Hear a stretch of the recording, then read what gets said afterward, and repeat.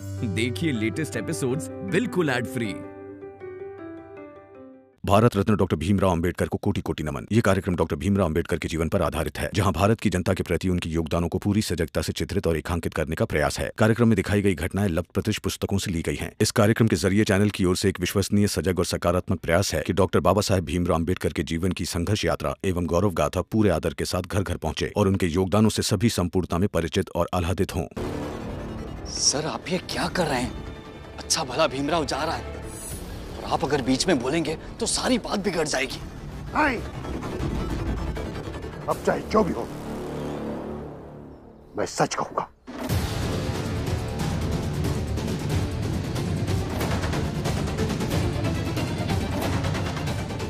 मैंने भीमराव को कितना परेशान किया, लेकिन आज भीम ने इल्जाम अपने ऊपर लेकर मुझे बचाया। बात सिर्फ मुझ तक होती तो शायद मैं भी खुश हो जाता, लेकिन आज भीम ने उस विश्वास को बचाया जो सामान्य तौर पर लोगों में होता है कि शिक्षक ईमानदार होते हैं, शिक्षक श्रेष्ठ होते हैं। भीम ये ग्रेजुएशन की परीक्षा पास न कर पाए, उसकी खुशी जितनी होती उससे कहीं ज्यादा मुझे पीड़ा होती कि आज मैंने एक होनहार छात्र का भविष्य बर्बाद करने के लिए अपने पद और कॉलेज की गरिमा के साथ खिलवाड़ किया।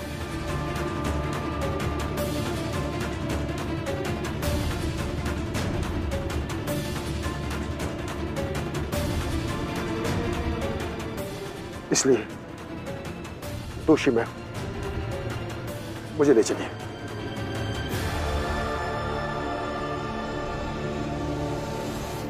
ले, भीमराव तो फिर से जीत गया।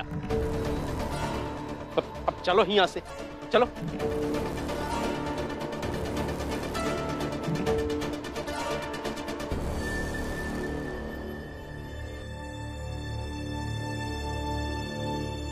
भीमराव, मैं शर्मिंदा हूं। मैंने जो तुम्हारे साथ किया, शायद एक प्रिंसिपल होने के नाते, ऊंची जात होने के नाते मुझे उतना बुरा नहीं लगा होगा, लेकिन मैं तुम्हें फिर से परीक्षा देने की अनुमति देता हूं।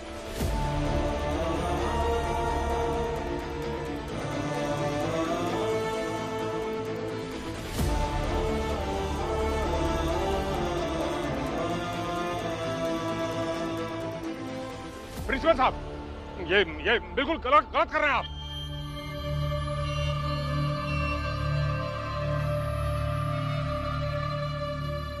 मेघनाथ जी,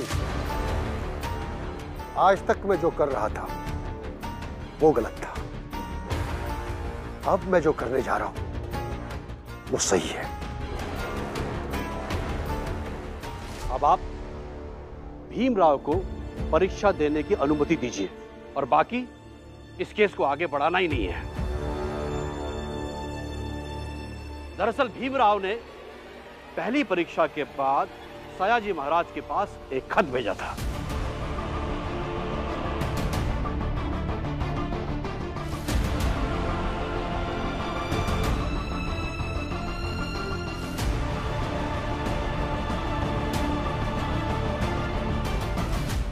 आप इतनी रात को चिट्ठी कैसे लिख रहे हैं? रमा, मेघनाथ जी और उनके बेटों ने आज मेरे साथ जो किया वो सब दोहरा भी सकते हैं। मेरी अगली 5 परीक्षा होने तक वो किसी ना किसी बहाने से मुझे परीक्षा देने से रोकते रहेंगे। इस बार तो मैं परीक्षा दे पाया, लेकिन कल क्या होगा मुझे नहीं पता। इसलिए मैं सयाजी महाराज को चिट्ठी लिख रहा हूं और इस चिट्ठी में मैंने लिखा है कि अगर फिर कभी ऐसी परिस्थिति आ जाए, किसी मुसीबत में मैं फंस जाऊं, तो वो मेरी मदद करें। और हाँ, तुम भी ये बात अच्छे से ध्यान में रखना। हाँ। और फिर उस खत का जवाब आया कि ऐसे मुसीबतों के समय पर मैं इनके पास जाऊं। और इसीलिए हमें बता दिया गया था कि किस मुसीबत को किस तरह से सुलझाया जाए।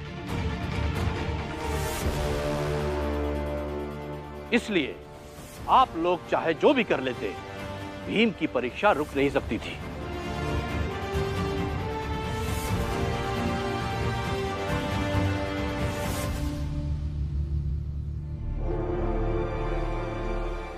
प्रिंसिपल सर,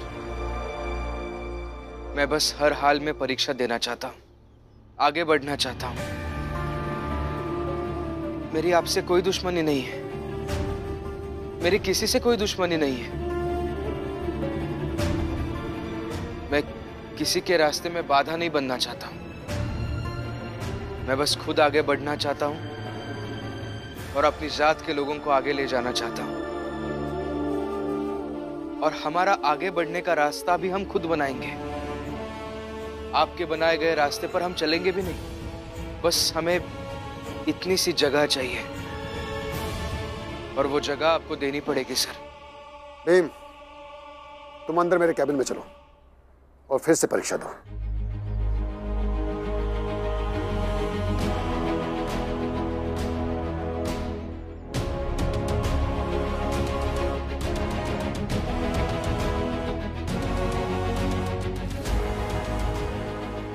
आप अंदर आइए। जब तक भीम की परीक्षा खत्म नहीं होती आपको इंतजार करना होगा। आइए। अब परीक्षा देकर आइए, हम आपका यही इंतजार करेंगे।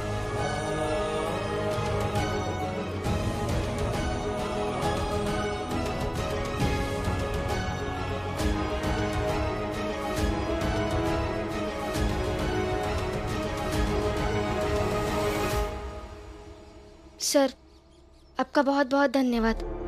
आप एकदम सही समय पर आए और आपने हमारी मदद की। ठीक है, अब हम चलते हैं। ऐसी कोई भी मुसीबत आए तो सयाजी महाराज को खत लिख देना।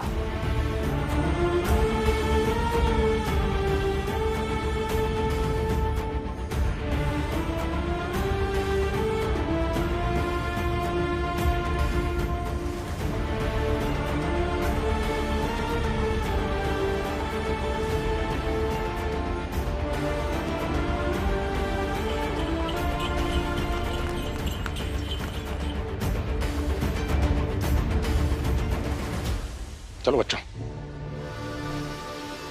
हटाओ।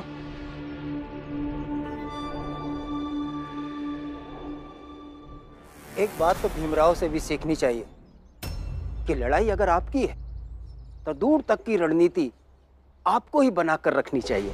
उन्होंने मुझसे कहा था कि हर परिस्थिति को हम अपने सर पर संभालने की कोशिश करेंगे, लेकिन अगर नहीं हो पाया तो अंत में सयाजी महाराज की मदद लेंगे, क्योंकि उन्हें हर हाल में पूरी परीक्षा देनी थी।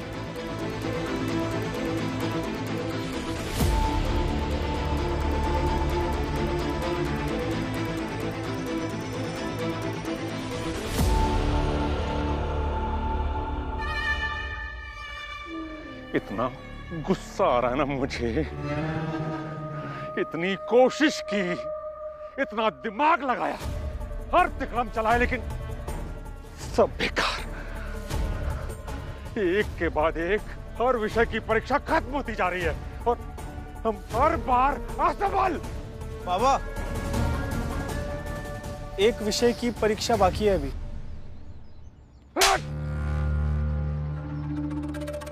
एक के बाद एक इतने विषयों की परीक्षा खत्म हो गई, हम कुछ नहीं कर पाए। अरे एक विषय की परीक्षा में क्या दुनिया पलट देगा? परीक्षा बाकी है अभी। पलटना होगा बाबा, क्योंकि अगर वो भीम पास कर गया तो हमारी करारी हार हो गई। और वो ज्योतिबा फुले की संस्था भीम के ग्रेजुएशन करने पर जश्न मनाने वाली है। और अब तो वो प्रिंसिपल भी उसका साथ दे रहा है। जितना जश्न मनाया जाएगा उतना हमारा मजाक बनेगा। हाँ तो हम कर भी क्या लेंगे? हर चीज का काट है उसके पास। हम कुछ आज का सोचते हैं और वो पहले से बहुत आगे का सोच के बैठा होता है। अरे इतने सालों से कॉलेज में साथ पढ़कर कुछ नहीं कर पाया, अब मैं ही कुछ करूंगा, देखना तू। और बाबा आप भी देखिएगा कि मैं क्या करता हूं।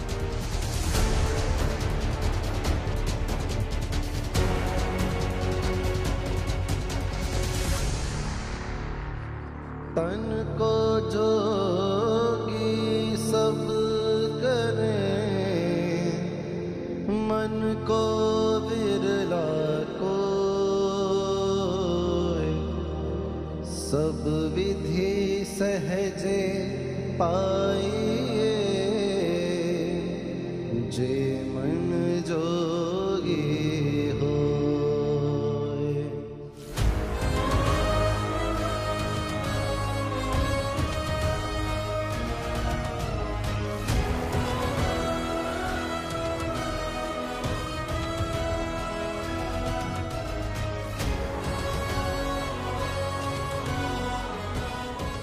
आपका बहुत बहुत धन्यवाद सर।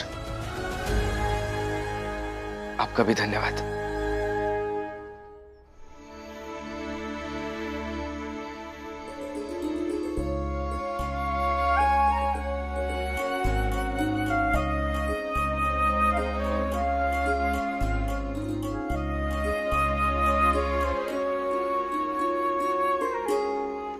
सच में रमा,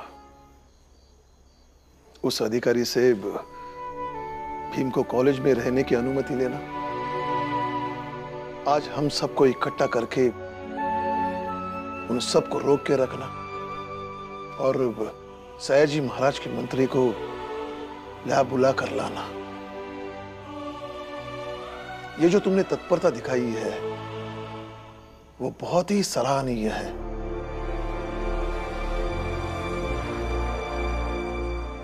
देख लेना रमा, एक दिन ऐसा आएगा कि पूरी दुनिया में तुम रमाबाई अंबेडकर नाम से जानी जाओगी। देख लेना तुम।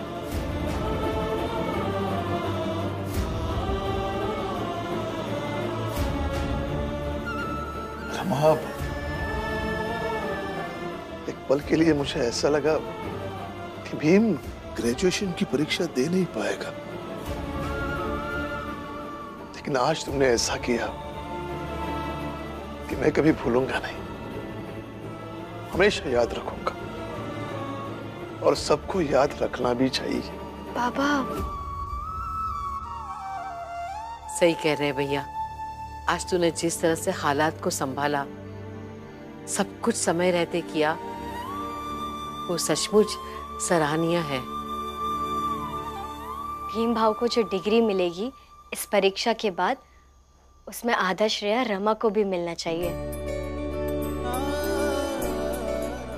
दीदी बस हो गया, आप इतनी भी तारीफ ठीक नहीं है।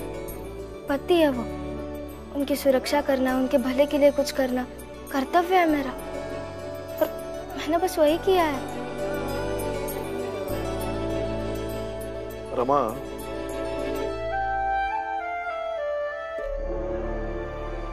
क्या है ना बेटी, अक्सर बड़े लोग अपनी अच्छाइयों को अपना कर्तव्य कहकर टाल देते हैं, लेकिन मेरी नजर में तो तुम बड़े लोगों जैसी ही हो गई हो ना।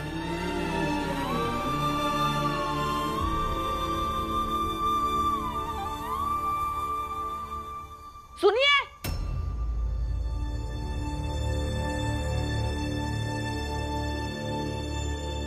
ये क्या? आप सब यहाँ बैठे हैं? क्या हुआ? वहाँ बाहर आंगन में करुणा और बाला की लड़ाई चल रही है। क्या? चलिए बाहर। लेकिन हुआ क्या है? आप ऐसा क्यों कर रहे हैं? तू भीम के कॉलेज के बाद कहाँ गई थी?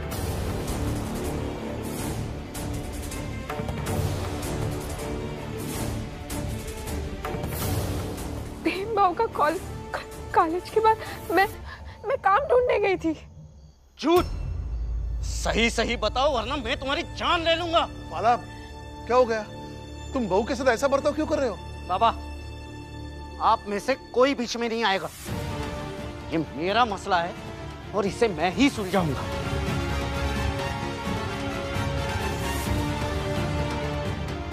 इसे पता नहीं होगा कि ये कहाँ गई थी।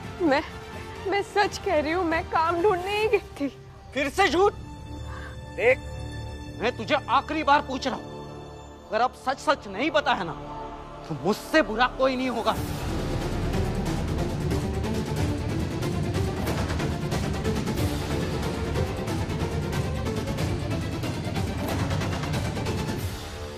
ये करुणा बोल तो सही रही है, लेकिन बाला के मन में जो मैंने शक का कीड़ा डाला है, वो कीड़ा उसे करुणा के किसी भी बात पर यकीन करने नहीं देगा। बाला, अगर बहू सही नहीं बता रही है तो तुम बताओ कि वो कहाँ गई थी।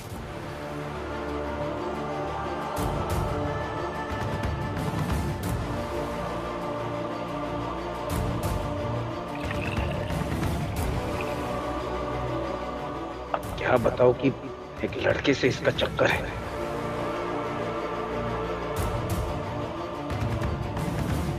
बाला, यहाँ तुम्हारी बात कोई नहीं मानेगा, इसलिए चुप रहो।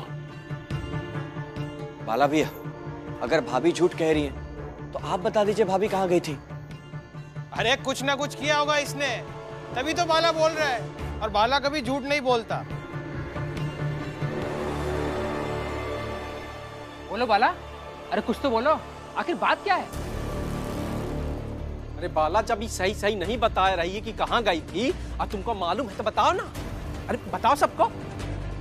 हाँ बाला भैया, बताइए ना भाभी कहाँ गई थी। तुम सब लोग खुद ही पूछ लो इससे।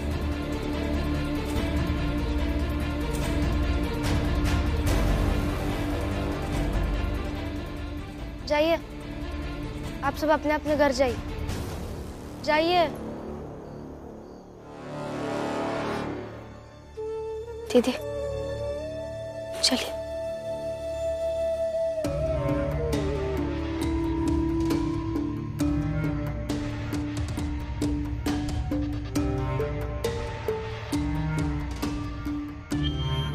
कहा था ना मैंने,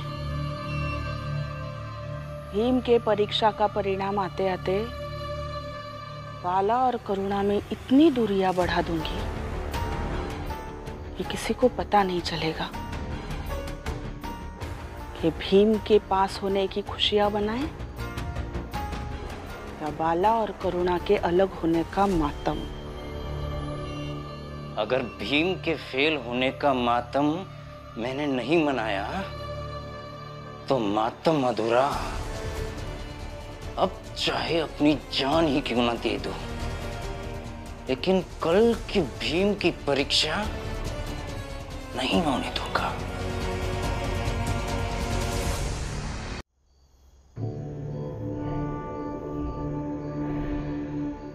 आओ,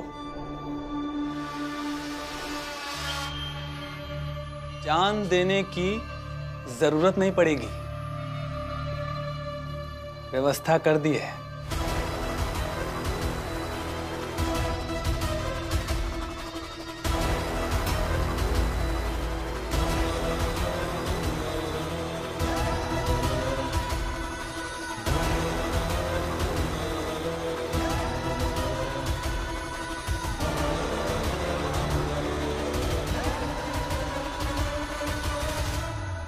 क्या है ये?